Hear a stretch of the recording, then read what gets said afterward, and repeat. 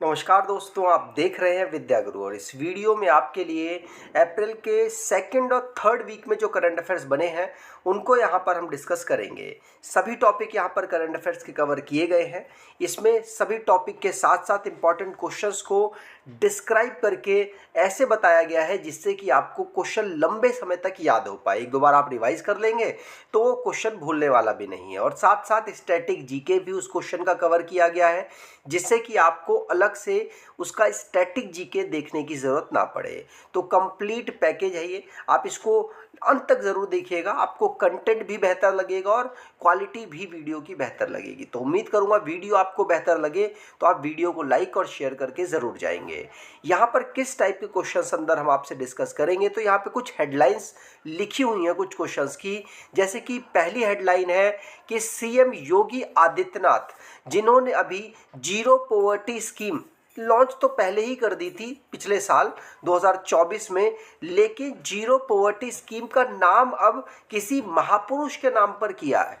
किस किस महापुरुष के नाम पर किया है उसकी बात करेंगे। और दूसरा है जो मास्टर ह्यूमर अवार्ड है, ये अभी भारत के बाहर ऑर्गेनाइज होता है और किसी बॉलीवुड स्टार को ये दिया गया है। किसको दिया गया है उसकी बात करेंगे। और कौन सा स्टेट या किस स्टेट की हॉकी टीम ने अभी 15वें नंबर का India senior mains national championship trophy को जीता है, उसकी चर्चा होगी। किसको हराकर जीता है और महिलाओं में किसने जीता, सभी बात करने वाले हैं। और ऐसा पहला बैंक भारत का कौन बन गया जिसने ट्रेन में एटीएम इंस्टॉल कर दिया है, मतलब चलती ट्रेन में एटीएम आप यूज़ कर पाएंगे। ये अभी किसी बैंक ने किया है, उस बैंक की बात करने वाले हैं। और 15वें नंबर का ब्रिक्स एग्रीकल्चर मिनिस्टर्स की जो मीटिंग है, जो कॉन्फ्रेंस है, उसको किस देश में ऑर्गेनाइज कराया गया, भारत की तरफ से किसने पार्टिसिपेट किया, इसकी बात करेंगे। और लास्ट में हम इम्पॉर्टेंट डेज तो पढ़ते हैं। तो चलिए स्टार्ट करते हैं वीडियो को। वीडियो अच्छी लगे तो लाइक शेयर करके ज़रूर जाइएगा। तो पहला क्वेश्चन है आपके लिए, इंडिया और उज्बेकिस्तान, इंडिया भी एशिया का देश है और उज्बेकिस्तान भी एशिया का देश है, ये दोनों देश मिलकर 6 नंबर की एक्सरसाइज डस्टलिक में पार्टिसिपेट कर रहे हैं। इसको कहाँ पर ऑर्गेनाइज कराया गया है, तो इसको फॉरेन ट्रेनिंग नोड अनुद पुणे महाराष्ट्र में ऑर्गेनाइज कराया गया। भारत की जो मिलिट्री है और उज्बेकिस्तान की मिलिट्री है उसने यहाँ पर पार्टिसिपेट किया। भारत की जो मिलिट्री है उसमें इंडियन आर्मी की जाट रेजिमेंट ने पार्टिसिपेट किया है और साथ साथ इंडियन एयरफोर्स के जो पर्सनल्स हैं वो भी इसमें पार्टिसिपेट कर रहे हैं। ठीक, तो ध्यान रखिएगा, पुणे में इसको ऑर्गेनाइज कराया गया। अगला क्वेश्चन, सीएम योगी आदित्यनाथ, ये उत्तर प्रदेश के चीफ मिनिस्टर हैं और इन्होंने जीरो पॉवर्टी स्कीम को लॉन्च किया था। कब किया था जीरो पॉवर्टी स्कीम को, तो 2 अक्टूबर 2024 को किया था। और अब इसका नाम चेंज करके इन्होंने क्या कर दिया है, इन्होंने बर्थ एनिवर्सरी, हम जब डॉक्टर बाबा साहेब अम्बेडकर जी की 14 अप्रैल को मना रहे थे, उसी समय पर सीएम योगी आदित्यनाथ ने जीरो पॉवर्टी स्कीम का नाम चेंज करके बाबा साहब के नाम पर कर दिया है। और इसमें टारगेट रखा गया है कि हम जीरो पॉवर्टी लाएंगे और इसमें स्टार्टिंग वाले फेज में 14 से 15 लाख फैमिलीज़ को चूज़ किया गया है और उनकी जो बेसिक नीड्स है, एटलीस्ट बेसिक नीड वो अपनी कंप्लीट कर पाए, तीनों टाइम का खाना नाश्ते के साथ और उनका घर, उनको कपड़े वगैरह मिल पाए, ये बेसिक नीड वो अपनी कंप्लीट कर पाए, उसके लिए इस स्कीम को योगी आदित्यनाथ के द्वारा चलाया गया। और अब ये बाबा साहब अम्बेडकर जी के नाम पर इस स्कीम को कर दिया गया है 14 अप्रैल को, क्योंकि 14 अप्रैल को ही हम डॉक्टर भीमराव अम्बेडकर जी की जयंती भी ऑब्जर्व करते हैं और साथ साथ हम सद्भावना डे के रूप में भी ऑब्जर्व करते हैं। ठीक, अब जीरो पॉवर्टी स्कीम की बात करें तो 2 अक्टूबर 2024 को उत्तर प्रदेश में कैंपेन के माध्यम से इस स्कीम को लॉन्च किया गया था। योगी आदित्यनाथ के द्वारा ही लॉन्च किया गया। इसमें जो इसका टारगेट रखा गया था कि जो एक्सट्रीम पॉवर्टी है राज्य में उसको एलिमिनेट किया जा सके। स्टार्टिंग में 14 से 15 लाख लोगों को चूज़ किया गया है कि उनकी गरीबी दूर करें। उसके बाद दूसरे फेज़ में और लोगों को यहाँ पर शामिल किया जाएगा। अगला क्वेश्चन, अभी मास्टर ह्यूमर अवार्ड दिया गया एक भारतीय बॉलीवुड के जो एक्टर हैं उनको, और कहाँ पर दिया गया, तो मकाऊ कॉमेडी फेस्टिवल ऑर्गेनाइज हुआ था चाइना में।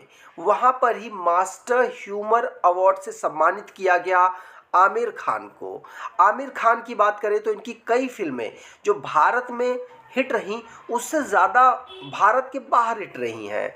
जैसे कि राजकुमार ईरानी की फिल्म आई थी जिसमें आमिर खान ने लीड रोल पार्टिसिपेट किया, और 3 इडियट, वो भारत में तो हिट थी ही लेकिन वो चाइना में भी बहुत ज़्यादा हिट हुई। साथ साथ इनकी पीके फिल्म आई, वो भी बहुत ज़्यादा चाइना में हिट हुई।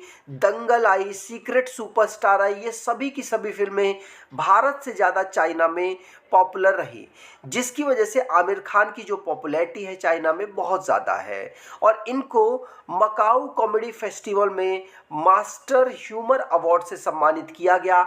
आपसे पूछा जा सकता है तो ध्यान रखिएगा। अगला क्वेश्चन, उससे पहले आमिर खान की बात करें तो इनको ना वहाँ पर अंकल मी के नाम से जाना जाता है चाइना में। और जो मकाऊ कॉमेडी फेस्टिवल था वो 9 अप्रैल से लेकर 13 अप्रैल तक ऑर्गेनाइज कराया गया। अगला क्वेश्चन, महाराष्ट्र की गवर्नमेंट ने अभी रिसेंटली में खुलताबाद का नाम चेंज करके रत्नापुर करने की अनाउंसमेंट कर दी। और ये खुलताबाद वो जगह है जहाँ पर मुगल एम्परर, लास्ट शक्तिशाली जो एम्परर थे औरंगजेब, मुगल शासन में उनका जो टॉम्ब था वो यहीं पर बनाया गया है। और इसका नाम अब चेंज करके रत्नापुर महाराष्ट्र की गवर्नमेंट ने कर दिया है। इनके जो महाराष्ट्र के सोशल जस्टिस मिनिस्टर हैं संजय सिरसाट, उनके द्वारा नाम चेंज करने का अनाउंसमेंट किया गया है। ठीक, चलिए आगे बात करें। अब महाराष्ट्र की बात करें तो महाराष्ट्र की कैपिटल है मुंबई। देवेंद्र फडणवीस यहाँ के चीफ मिनिस्टर है। सीपी राधाकृष्ण यहाँ के गवर्नर हैं। मराठी इनकी लैंग्वेज है। और नेबर स्टेट्स की बात करें तो गुजरात, मध्य प्रदेश, छत्तीसगढ़, तेलंगाना, कर्नाटका और गोवा यहाँ के नेबर स्टेट्स हैं। अगला क्वेश्चन, अभी अगले चीफ जस्टिस ऑफ इंडिया कौन बनेंगे, तो अगले चीफ जस्टिस ऑफ इंडिया बनने वाले हैं कौन, भूषण रामकृष्ण गवई। भूषण रामकृष्ण गवई ये 52 नंबर के भारत के चीफ जस्टिस ऑफ इंडिया होंगे। और ये जगह किसकी लेंगे, तो संजीव खन्ना की जगह लेंगे, जो कि 13 मई को रिटायर हो रहे हैं। रिटायर होने के बाद जगह कौन ले लेंगे, जस्टिस भूषण रामकृष्ण गवई। और इनकी बात करें तो ये इतिहास में 2nd SC है जो कि इस पद पर बैठेंगे। ठीक, चलिए आगे बात करते हैं। अगला क्वेश्चन, किस राज्य की हॉकी की टीम ने 15th hockey India seniors mains national championship trophy 2025 को जीता है, तो ये पंजाब की हॉकी की टीम ने जीत लिया, जिसको लीड कर रहे थे हार्दिक सिंह की कैप्टनसी में जीत दर्ज हुई है। मध्य प्रदेश को इन्होंने फाइनल में, मतलब मध्य प्रदेश की जो हॉकी टीम है उसको फाइनल में इन्होंने हरा दिया। और इसे मध्य प्रदेश के झांसी में ही फाइनल मैच को ऑर्गेनाइज कराया गया। और अगर महिलाओं की बात करें तो महिलाओं की टीम, झारखंड की टीम ने यहाँ पर जीत दर्ज की है। दोनों ध्यान रखिएगा, पुरुष में किसने जीत दर्ज की, पंजाब की टीम ने। महिलाओं में 15th hockey India senior women champions trophy को किसने जीता, तो झारखंड की टीम ने जीता है। अब अगला क्वेश्चन है, बहरेन ग्रैंड प्रिक्स, ये कारों की रेस होती है, कारों की रेस बहरेन ग्रैंड प्रिक्स 2025 को किसने जीत लिया, तो ये ऑस्ट्रेलिया के प्लेयर है ऑस्कर पियास्त्री ने फार्मूला 1 सीजन में जीत दर्ज की। और बहरेन ग्रैंड प्रिक्स के साथ इनकी ये दूसरी जीत है अभी तक, और ये पहली बार बहरेन ग्रैंड प्रिक्स को जीते हैं। ध्यान रखिएगा, ऑस्ट्रेलिया के ऑस्कर पियास्त्री ने अभी कारों की रेस बहरेन ग्रैंड प्रिक्स को जीत लिया है। ठीक, अगला क्वेश्चन, इंडियन आर्मी की फोर्स ने अभी रिसेंटली में 3rd नंबर का मेट्रोलॉजिकल ओशनोलॉजिकल सिंपोजियम जो मेघायन 25 है उसको होस्ट किया है। तो इसे किसने होस्ट किया इंडियन आर्म फोर्स में से? तो ये इंडियन नेवी ने होस्ट किया है। इसमें क्या क्या डिस्कशन हुए हैं, क्या इसमें सॉल्यूशन निकालने की कोशिश की गई है? तो इसमें जो चक्रवात है या जो कोई डिज़ास्टर जो आता है मौसम से रिलेटेड, उसको यहाँ पर अर्ली डिटेक्शन के माध्यम से कम करने की कोशिश की गई है। मतलब जो अर्ली डिटेक्शन सिस्टम है उसको और बेहतर करने की यहाँ पर बातें की गई हैं, और साथ साथ जितना बेहतर हो सके कोलैबोरेशन में काम करना, उसके लिए यहाँ पर ऑलरेडी प्रैक्टिस करने की कि जब डिज़ास्टर आ जाए तो किस प्रकार से हम कोलिशन में काम कर सकेंगे, उस पर यहाँ पर डिस्कशन हुआ है। तो मेनली डिज़ास्टर प्रिपेयर्डनेस के लिए यहाँ पर चर्चाएं हुई हैं, और अपनी अर्ली वार्निंग सिस्टम को इम्प्रूव करने के लिए यहाँ पर चर्चाएं हुई, और इंडियन नेवी ने इसको ऑर्गेनाइज किया है। वर्ल्ड मेट्रोलॉजिकल डे के अवसर पर इसको ऑर्गेनाइज कराया गया। ठीक, आगे बात करें। अगला क्वेश्चन, अभी रिसेंटली में एथलीट्स कमीशन के इंडियन वेटलिफ्टिंग फेडरेशन में एथलीट कमीशन के चेयरपर्सन कौन नियुक्त हुए हैं? तो athlete commission Indian weightlifting federation में चेयरपर्सन मीराबाई चानू नियुक्त हुई हैं। मीराबाई चानू की बात करें तो ये ओलंपिक में सिल्वर मेडलिस्ट विजेता है, और मीराबाई चानू मणिपुर से बिलोंग करती हैं। इन्होंने भारत का नाम रोशन किया, और साथ साथ वेटलिफ्टिंग की ही फील्ड में इन्होंने काम किया है और उसी में खेला करती हैं। अभी इनको इंडियन वेटलिफ्टिंग फेडरेशन में एथलीट कमीशन का चेयरपर्सन भी नियुक्त कर दिया गया है। ठीक, आगे बात करें। अगला क्वेश्चन है नेशनल हाईवेज एक्सीलेंस अवार्ड। अभी रिसेंटली 2023 वाला भी ऑब्जर्व किया गया। 2023 वाला कौन सा संस्करण था? तो 6 नंबर का संस्करण था। नेशनल हाईवे एक्सीलेंस अवार्ड में क्या किन किन को सम्मानित किया गया? तो उन कंपनीज को सम्मानित किया गया जिन्होंने हाईवे डेवलपमेंट में अपना एक इनोवेटिव प्रैक्टिसेस किए हैं। जैसे स्टील के माध्यम से रोडें बनाई गई, रोड इस प्रकार से बनाई गई कि जो पानी में बहे ना या पानी से डैमेज ना हो, तो इस प्रकार के इनोवेटिव, कचरे से रोड बनाई गई। तो इस प्रकार के इनोवेटिव जो आइडियाज़ जिन कंपनीज ने यहाँ पर प्रोजेक्ट किए हैं, यहाँ पर प्रदर्शित किए हैं, उनको यहाँ पर सम्मानित किया गया है। और आगे और बेहतर टेक्नोलॉजी का यूज़ करने के लिए, बेहतर तरीके से रोड को, जो नेशनल हाईवेज को डेवलप करने के लिए जो भी काम करेंगे उसके लिए प्रोत्साहित किया है। तो ये नेशनल हाईवे एक्सीलेंस अवार्ड 2023 वाला ऑर्गेनाइज कराया गया, और हमारे इस समय पर यूनियन मिनिस्टर हैं नितिन गडकरी जी, उनकी अध्यक्षता में 6वें नंबर का था, जो अभी रिसेंटली में दिया गया। बहुत सारी कंपनीज को यहाँ पर सम्मान दिया गया है। ठीक, यहाँ पर नितिन गडकरी जी के अलावा अन्य मिनिस्टर्स भी शामिल थे। अगला क्वेश्चन, आईसीसी के द्वारा हर महीने प्लेयर्स को अप्रिशिएट करने के लिए player of the month award दिया जाता है, और इस बार मार्च के महीने के लिए अप्रैल में दिया गया है श्रेयस अय्यर, जो भारतीय क्रिकेटर है, player of the month award men's category में। ये इस बार पहली बार सम्मानित हुए हैं, और जो ये सम्मान है आईसीसी के द्वारा जनवरी 2021 से शुरू किया गया था। तब से लगातार आईसीसी ये सम्मान हर महीने किसी न किसी खिलाड़ी को देता है। और ऑस्ट्रेलिया की जॉर्जिया वोल, जिनको ICC women's player of the month से सम्मानित किया गया है। ध्यान रखिएगा, ये दोनों मार्च के महीने के लिए जो इनका परफॉर्मेंस रहा है उसके बेस पर इनको सम्मान प्राप्त हुआ है। ठीक, अगला क्वेश्चन, अभी कौन सा ऐसा पहला बैंक बन गया है जिसने ट्रेन में ऑटोमेटेड टेलर मशीन मतलब एटीएम को इंस्टॉल कर दिया है? और ऐसा करने वाला बैंक ऑफ महाराष्ट्र ऐसा पहला बैंक बना है। पब्लिक सेक्टर का बैंक है, मतलब सरकारी बैंक है, और ये पहला बैंक बना जिसने ऑटोमेटेड टेलर मशीन एटीएम को इंस्टॉल कर दिया है ट्रेन में। और ट्रेन में इंस्टॉल हुआ, इसकी इंफॉर्मेशन अश्वनी वैष्णव, जो कि रेलवे के यूनियन मिनिस्टर हैं, उनके द्वारा दी गई। और ऐसी घटना पहली बार हुई है। किस रूट में या किस गाड़ी में ये जो एटीएम इंस्टॉल किया गया?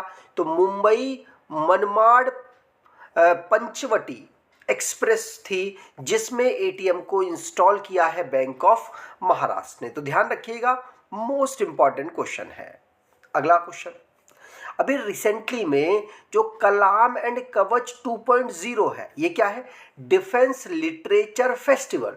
इसको कहाँ ऑर्गेनाइज कराया गया? तो डिफेंस लिटरेचर फेस्टिवल कलाम कवच 2.0 को नई दिल्ली में ऑर्गेनाइज कराया गया। सेकंड इसका ये एडिशन है और इसको ऑर्गेनाइज किसने किसने मिलकर किया है? तो इसको centre for joint warfare studies, साथ साथ मिनिस्ट्री ऑफ डिफेंस और जो जॉइंट वॉरफेयर स्टडीज़ के अंदर आने वाली इंटीग्रेशन डिफेंस स्टाफ, इन्होंने मिलकर कलाम कवच 2.0 जो कि डिफेंस लिटरेचर फेस्टिवल है, इसको ऑर्गेनाइज किया है।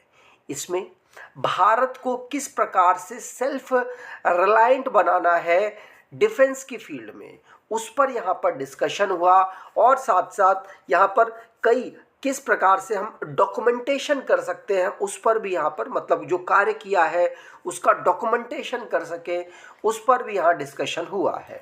और जो लैंड है, एयर है, सी है या साइबर या स्पेस, इन सभी में किस प्रकार से नेशनल सिक्योरिटी को हम बेहतर कर सके उस पर यहाँ पर डिस्कशन या यहाँ पर अलग अलग तरीके खोजे गए हैं। ईयर ऑफ रिफॉर्म 2025 को मिनिस्ट्री ऑफ डिफेंस के द्वारा यहाँ पर अनाउंस किया गया था और ये इस थीम के माध्यम से ही इसको भी ऑर्गेनाइज कराया गया। तो 2025 को ईयर ऑफ रिफॉर्म यहाँ पर डिक्लेयर किया जा चुका है भारत की डिफेंस मिनिस्ट्री के द्वारा। अगला क्वेश्चन, माउंट लेवोटोबी वोल्केनो कहाँ पर लोकेटेड है? क्योंकि अभी इरप्ट हुआ इसीलिए चर्चाओं में रहा। तो माउंट लेवोटोबी वोल्केनो ये इंडोनेशिया के ईस्ट नुसा तेंगारा प्रोविंस में अवेलेबल है और अभी रिसेंटली में इसमें विस्फोट हुआ जिसकी वजह से ये चर्चाओं में रहा है। ध्यान रखिएगा, कौन सा? माउंट लेवोटोबी, ये एक्टिव वोल्केनो की कैटेगरी में आता है। अभी रिसेंटली में ये इरप्ट किया है, इंडोनेशिया में ये अवेलेबल है। अगला question, Silkyara bend Barkot tunnel ये कहाँ पर लोकेटेड है? तो ये उत्तराखंड में लोकेटेड है। उत्तराखंड के सिलक्यारा और बारकोट को ये कनेक्ट करेगी। ये चर्चाओं में क्यों रही है? ये चर्चाओं में इसलिए रही क्योंकि ये वो टनल है जो कि 2 लेन की है और 531 किलोमीटर की लंबी है। बाई डायरेक्शनल ये काम करेगी और ये धरासू यमुनोत्री सेक्शन में उत्तराखंड में बनी है और अभी रिसेंटली में इसकी इस विशेषता की वजह से ये चर्चाओं में रही। ये पहले नेशनल हाईवे 94 में आती थी लेकिन अब ये नेशनल हाईवे 134 में आती है। इसमें इंजीनियरिंग, प्रोक्योरमेंट, कंस्ट्रक्शन के मोड पर इसको डेवलप किया गया है। यूनियन मिनिस्टर नितिन गडकरी जी के द्वारा इसकी इंफॉर्मेशन दी गई और ये एक हिस्टोरिकल माइलस्टोन है जिसको 531 किलोमीटर की लंबी टनल भारत के द्वारा डेवलप कर दी गई है। ठीक, अगला क्वेश्चन, अभी रिसेंटली में सेंट्रल गवर्नमेंट ने यूनिवर्सिटी ग्रांट कमीशन में चेयरमैन, इंटरिम चेयरमैन के रूप में किसे नियुक्त किया है?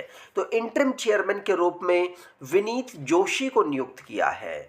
ये एजुकेशन, मिनिस्ट्री ऑफ एजुकेशन के अंतर्गत अभी रिसेंटली में अपॉइंट किया गया और मिनिस्ट्री ऑफ एजुकेशन के अंतर्गत ये काम भी कर रहे थे। कहाँ पर?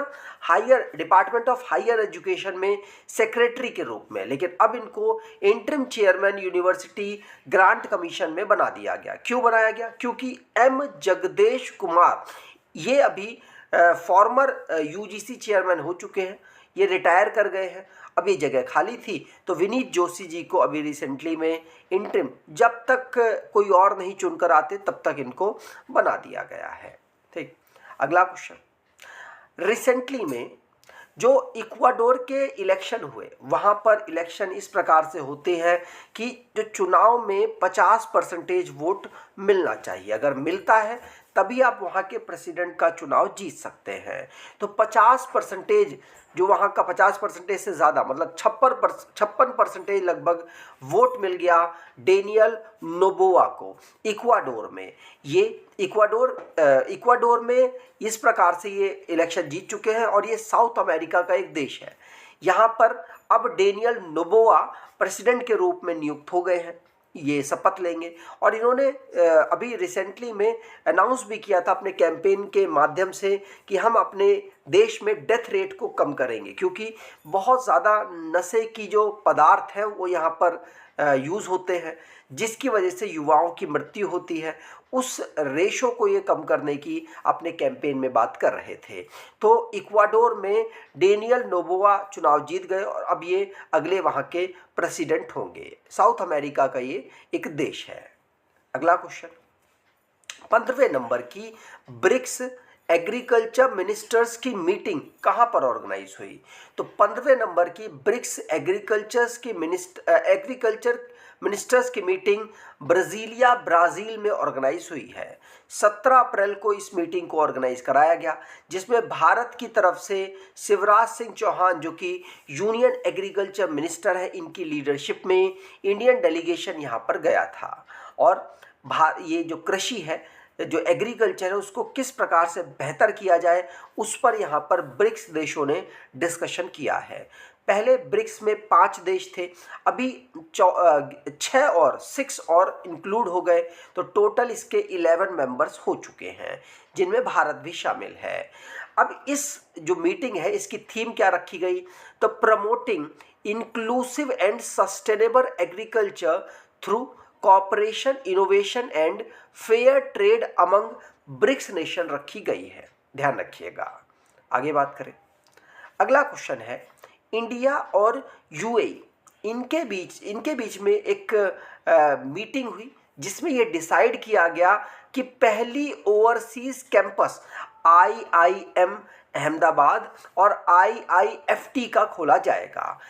ये फॉरेन ट्रेड से रिलेटेड एक इंस्टीट्यूट है, इसका एक ओवरसीज कैंपस पहली बार ऐसा खोला जा रहा है, इसीलिए चर्चाओं में रहा है।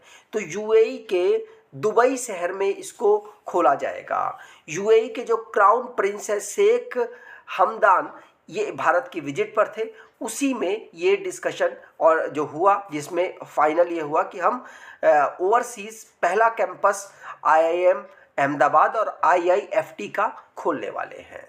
ठीक, ध्यान रखिएगा, अभी रिसेंटली में ये डिसीजन हुआ है। अगला क्वेश्चन, और ऐसा पहली बार हो रहा है कि फॉरेन किसी कंट्री में हम इस प्रकार से कोई कैंपस IIM अहमदाबाद और IIFT का फॉरेन ट्रेड का एक ओवरसीज इंस्टीट्यूट खोल रहे हैं या ओवरसीज एक कैंपस खोल रहे हैं। ठीक, अगला क्वेश्चन, मिनिस्ट्री ऑफ पंचायती राज, जिसने पंचायत एडवांसमेंट इंडेक्स, जिसकी बेसलाइन रिपोर्ट फर्स्ट टाइम जारी की है, और ये जो बेसलाइन रिपोर्ट है किस ईयर की है? तो ये 2022-23 की है। ये 2022-23 को बेस मानकर मिनिस्ट्री ऑफ पंचायती राज ने एक इंडेक्स जारी किया, पंचायत एडवांसमेंट इंडेक्स, जिसके अंतर्गत जो पंचायत है उनको सीक्वेंस दिया गया है, उनके एडवांसमेंट के हिसाब से कि किस प्रकार से उन्होंने टेक्नोलॉजी को अडॉप्ट किया, किस प्रकार से उनके पंचायत क्षेत्र में टेक्नोलॉजी को यूज़ किया जाता है, कितने लोग टेक्नोलॉजी फ्रेंडली है, इन सभी पॉइंट्स को इकट्ठा करके एक इंडेक्स बनाया गया। मिनिस्ट्री ऑफ पंचायती राज ने पंचायती एडवांसमेंट इंडेक्स को जारी कर दिया है। पहला इंडेक्स है ये, लेकिन ये बेस है 2022-23 के अनुसार। अब आगे चल के इस प्रकार से इंडेक्स जारी होंगे, जिससे कि अलग अलग पंचायत अपने आप को एडवांस करने की कोशिश करते रहेंगे, जिससे एक हेल्थी कंपटीशन भी क्रिएट होगा। ठीक, आगे बात करें, अगला क्वेश्चन, रिसेंटली में वेस्ट बंगाल की चीफ मिनिस्टर है ममता बनर्जी, इनके द्वारा वेस्ट बंगाल में कालीघाट स्काई वॉक को इनॉग्रेट किया गया। कोलकाता का लॉन्गेस्ट स्काई वॉक है ये कालीघाट स्काई वॉक, जो कि 440 मीटर का इसकी टोटल लंबाई है और 16 मीटर ये लंबा है। ये कोलकाता का लॉन्गेस्ट स्काई वॉक है, इसीलिए चर्चाओं में रहा और ममता बनर्जी जी के द्वारा इसको लॉन्च किया गया है, इनॉग्रेट किया गया है। कालीघाट स्काई वॉक इसका नाम है। ठीक, आगे अगला क्वेश्चन, खेलो इंडिया यूथ गेम कहाँ हो रहे हैं? तो खेलो इंडिया यूथ गेम बिहार में हो रहे हैं 2025 के। बिहार में पहली बार ऐसा कोई बड़ा आयोजन किया जा रहा है और इसका मस्कट क्या भी अनाउंस किया गया, तो इसका मस्कट गज सिंह को अनाउंस किया गया है। मिनिस्ट्री जो कि खेलो इंडिया और साथ साथ बिहार की जो कमेटी है उन्होंने डिसाइड किया है कि गज सिंह को हम मस्कट के रूप में यहाँ लॉन्च करेंगे और पहली बार बिहार में ये हो रहा है, इसीलिए बिहार में इसका जोरों शोरों से जो इनॉग्रेशन है उसको सक्सेस बनाने के लिए किया जा रहा है। 4 मई से ये शुरू हो जाएगा और 15 मई तक इसको ऑर्गेनाइज किया जाएगा। भारत में जो बेहतरीन खेलों के प्रति जिनकी जुझारूपन है उन खिलाड़ियों को इस खेलो इंडिया के माध्यम से लाना है, जिससे कि इनको इंटरनेशनली लेवल पर लाया जा सके और इनके खेल को उभारा जा सके, भारत का नाम खेल में बेहतर किया जा सके। अभी इसकी जो एक टैगलाइन रखी गई है, खेल के रंग बिहार के संग, ये इसकी एक टैगलाइन रखी गई और इसका मस्कट अभी गज सिंह को इनॉग्रेट किया गया है खेलो इंडिया के लिए। अगला क्वेश्चन, किस राज्य सरकार ने भू भारती पोर्टल को लॉन्च किया जिससे कि लैंड रिकॉर्ड का मैनेजमेंट किया जा सके?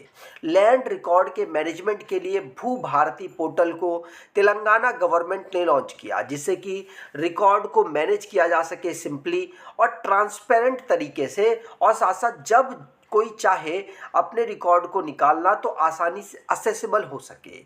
इसके लिए भू भारती पोर्टल को अभी रेवंत रेड्डी जो कि चीफ मिनिस्टर है तेलंगाना के, उनके द्वारा लॉन्च किया गया है। ये पायलट प्रोजेक्ट के रूप में 4 मंडल में अभी लॉन्च किया गया, बाद में इसे एक्सपेंड करके पूरे राज्य में किया जाएगा। ठीक, आगे अगला क्वेश्चन है, पद्म विभूषण अवॉर्डी कुमुदनी लखिया जिनका भी हाल ही में निधन हो गया, ये कथक डांस करती थी, कथक डांस के लिए प्रचलित थी। प्रधानमंत्री मोदी, प्रेसिडेंट द्रौपदी मुर्मू सभी ने एक्स में जो पहले का ट्विटर था उसमें इनकी जो घटना है, जो जब इनका निधन हुआ उसमें दुख व्यक्त किया है। 95 ईयर की थी ये कुमुदनी लाखिया जिनका निधन हो गया। कथक डांस की ये बेहतरीन कोरियोग्राफर थी 1973 के समय पर, और इन्होंने हिंदी फिल्म उमराव जान में कोरियोग्राफी भी 1981 में की थी। इनकी बात करें तो इन्होंने कथक किससे सीखा, तो पंडित सुंदर प्रसाद जी से कथक सीखा था, जयपुर घराने से। और इनको अवार्ड कब कब कैसे कैसे मिले, तो पद्मश्री अवार्ड इनको 1987 में मिला, फिर 2010 में पद्म भूषण मिला और पद्म विभूषण इनको 2024 में प्राप्त हुआ था। ठीक, आगे बात करें। अगला क्वेश्चन, जो हरिदत्त कापरी जी हैं, ये इंडियन बास्केटबॉल टीम के कैप्टन थे। 1969 में इनको अर्जुन अवार्ड से भी सम्मानित किया गया था। अर्जुन अवार्ड वैसे स्टार्ट किया गया था 1961 से, और इनको 1969 में इनके जो बास्केटबॉल का गेम था, इनका सेल्फ का गेम, उसको देखते हुए अर्जुन अवार्ड इनको सम्मानित किया गया। अभी 83 ईयर की उम्र में इनका निधन हो गया। ये उत्तराखंड से बिलोंग करते थे और इनका जन्म 1942 में हुआ था। अर्जुना अवार्ड इनको 1969 में प्राप्त हुआ था। Life time achievement award Uttarakhand की गवर्नमेंट ने भी इनको दिया था। ठीक, अगला क्वेश्चन, समथुआ नाल या फिर इक्वालिटी डे हम कब ऑब्जर्व करते हैं, तो समथुआ नाल या इक्वालिटी डे हम 14 अप्रैल को ऑब्जर्व करते हैं, क्योंकि इस दिन BR अम्बेडकर जी की बर्थ एनिवर्सरी होती है। उसके अवसर पर ही हम इक्वालिटी डे या समथुआ नाल डे के रूप में ऑब्जर्व करते हैं। तमिलनाडु के जो चीफ मिनिस्टर हैं MK स्टालिन, उनके द्वारा 2022 में असेंबली में इस डे को अनाउंस किया गया था। तमिलनाडु की बात करें तो चीफ मिनिस्टर MK स्टालिन है और कैपिटल यहाँ की चेन्नई है। आगे अगला क्वेश्चन, वर्ल्ड आर्ट डे के रूप में हम कब ऑब्जर्व करते हैं? वर्ल्ड आर्ट डे हम 15 अप्रैल को ऑब्जर्व करते हैं, जिसकी theme art for unity and transformation रखी गई है। अगर आपको ये वीडियो अच्छी लगी है तो आपसे अनुरोध करूँगा, वीडियो को लाइक कर दीजिएगा, चैनल को सब्सक्राइब कर लीजिएगा और अपने कुछ दोस्तों तक वीडियो को शेयर ज़रूर कीजिएगा। धन्यवाद।